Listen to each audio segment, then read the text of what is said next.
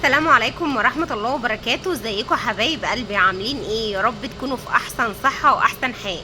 اهلا بكم في قناتي وقناتكم قناة اسرار حياتنا، لكل المواضيع اللي بتخص الحمل والولادة. برحب بكم في كل مكان وفي اي مكان، وجودكم نورني ومشرفني. هنبدأ كده ونقول بسم الله الرحمن الرحيم. اللهم صل وسلم وزد وبارك على سيدنا محمد وعلى آله وصحبه وسلم، أشرف الأنبياء وخاتم المرسلين، عليه أفضل الصلاة وأتم التسليم يا رب العالمين. النهارده ان شاء الله باذن ربنا هتكلم معاكم في موضوع مهم جدا، بس قبل ما ابدا عايزاك كلكم تصلوا على رسول الله وتكتبوا اي حاجه فيها ذكر الله، الا بذكر الله لتطمئن القلوب، وعشان القعده بتاعتنا ناخد فيها حسنات ان شاء الله باذن ربنا. وقبل ما ابدا عايزاكم تحطوا لي اللايك الحلو من ايديكم الحلوه يا احلى واغلى اخوات، ويا رب يرزقكم جميعا الذريه الصالحه ويرزق كل مشتاق باللي يتمناه يا رب العالمين، ويجعل لي دعوه مستجابه لكم يا احلى واغلى واطيب واجدع اخوات في الدنيا. وعيد سعيد عليكم، ربنا يجعل ايامكم كلها سعاده وعباده يا رب العالمين، ويمن عليكم بالخير والبركات يا رب العالمين.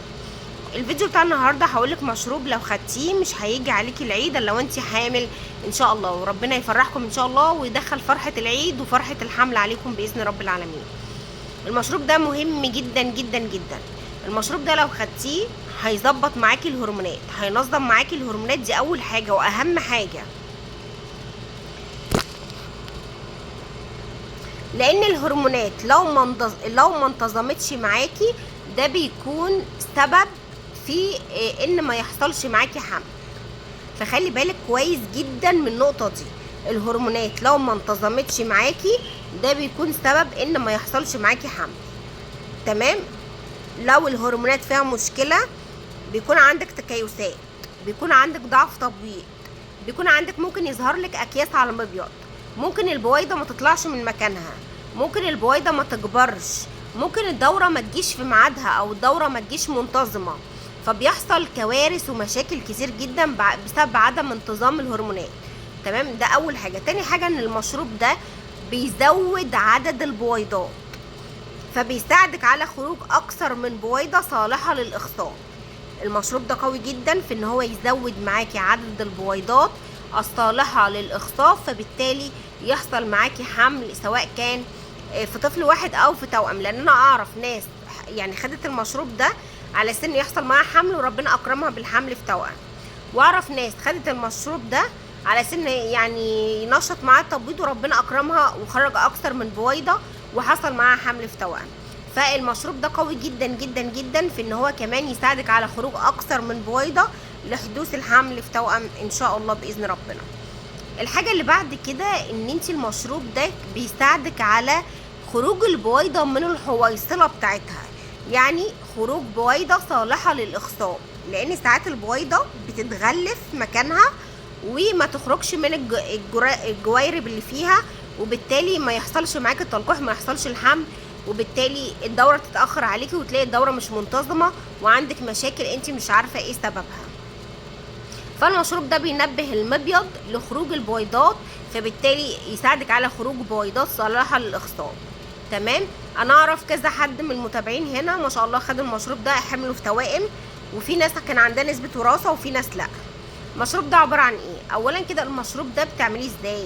بتعمليه من اول يوم للدوره لحد اليوم ال14. طيب لو انت عديتي بقى الوقت بتاع الدوره، يعني انت خلاص عديتي الوقت ده، تمام، والوقت اللي انت فيه دلوقتي مش وقت دوره، ممكن ان انت تاخديه انت معاكي من اول يوم للدوره لحد اليوم ال14. يعني ممكن تاخديه وقت الدوره، ممكن تاخديه بعد الدوره، ممكن تاخديه في ايام التبويض، عادي جدا مفيش مشكله. بس انت كل ما تاخديه بدري بيساعدك اكتر، يعني بيدي مفعول افضل واحسن واقوى. فعشان كده دايما بقول لكم خدوه بدري، او يعني حاولي ان انت تاخديه من اول يوم للدوره. طب افرض انا الوقت اللي انا فيه دلوقتي مش وقت دوره، المهم ما يكونش بعد وقت تبويض، يعني مش بعد اليوم ال18 من اول يوم للدوره، لان انت لو حملتي وخدتي المشروب ده ممكن لا قدر الله يسبب فيه نزول الجنين او اسقاطه. تمام؟ طيب بتاخديه ازاي او هو عباره عن ايه؟ اولا المشروب ده عباره عن 3 مكونات، عباره عن 3 مكونات: الزنجبيل، البردقوش، اليانسون. الزنجبيل، البردقوش، اليانسون. الثلاث مكونات دول مفعولهم قوي جدا. طبعا اليانسون في اي بلد عربيه اسمه حبه الحلاوه، تمام. فبتجيبي الثلاث مكونات دول، البردقوش، اليانسون، الزنجبيل، وبتبداي ان انت تخلطيهم مع بعض كميات متساويه، ولنفترض على قد كف الايد كده، من كل حاجه على قد كف الايد شويه، وبتخلطيهم مع بعض كميات متساويه. وبعد ما بتخلطيهم مع بعض كميات متساويه بتجيبي ميه وبتعمليه بالظبط زي الشاي الكشري، او ممكن في اخر غلوه من الميه بتبداي ان انت تحطي شويه من الثلاث مكونات دول مع بعض، وبعد كده طبعا بتيجي قافله عليهم، ويبدا ان هو بيفور مره واتنين، وتيجي قافله عليه ومصفياه وشاربه منه 3 مرات يوميا، 3 مرات يوميا، تمام. اقصى مده تشربي فيها المشروب ده هي 14 يوم، اقل مده هو 7 ايام، يعني ما ينفعش ناخده اقل من 7 ايام عشان يجيب معاكي مفعول وتلاحظي النتيجه. طبعا انتي المشروب ده قوي جدا، بيجيب نتائج رهيبه جدا. في ناس خدته وربنا اكرمها بالحمل في توأم زي ما قلت لك، بينظم معاكي الهرمونات، لو انتظمتي عليه هتحسي بنتيجه فوق ما تتخيلي. يعني في ناس كان عندها دوره مش منتظمه، كل 40 يوم كل شهرين بتيجي، فبتبقى الدوره عندهم مش منتظمه نهائي. من ساعه ما خدوا المشروب ده وانتظمت معاهم الهرمونات وانتظمت معاهم الدوره. في ناس كانت الدوره عندها كمان بتيجي شهر وشهر لا، انتظمت معاهم بقت تيجي كل شهر. فهو بينظم معاكي الهرمونات وبيجيب نتائج رهيبه معاكي ان شاء الله باذن ربنا.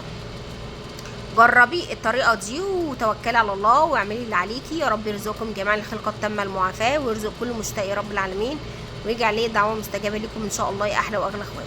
واستنوني كده ان شاء الله في فيديو جديد. حبيت ان انا اقول لكم المعلومه دي لان في ناس كتير محتاجاها، وفي ناس كتير عايزه المعلومه دي، لان في ناس كتير اشتكت لي ان الدوره عندها مش منتظمه، ان عندها مشاكل في الهرمونات، ان عندها مشاكل في التبويض، ان الدوره عندها بتيجي شهر وشهر لا. فالوصفه اللي انا قلتها لكم دي بتجيب نتائج حلوه جدا جدا جدا ان شاء الله باذن ربنا. يا رب يرزقكم جميعا الذريه الصالحه ويرزق كل مشتاق يا رب العالمين. ان شاء الله اسمع عنكم دايما خبر خير، وان شاء الله اسمع عنكم دايما ان انتم بخير يا احلى واغلى اخوات. اسيبكم في رعايه الله واسيبكم في حفظ الله، والسلام عليكم ورحمه الله وبركاته. متنسونيش في لايك حلو من ايديكم، عشان اللايك ده بيفرحني وبيسعدني وبحس بتفاعلكم معايا في القناه. السلام عليكم ورحمه الله وبركاته.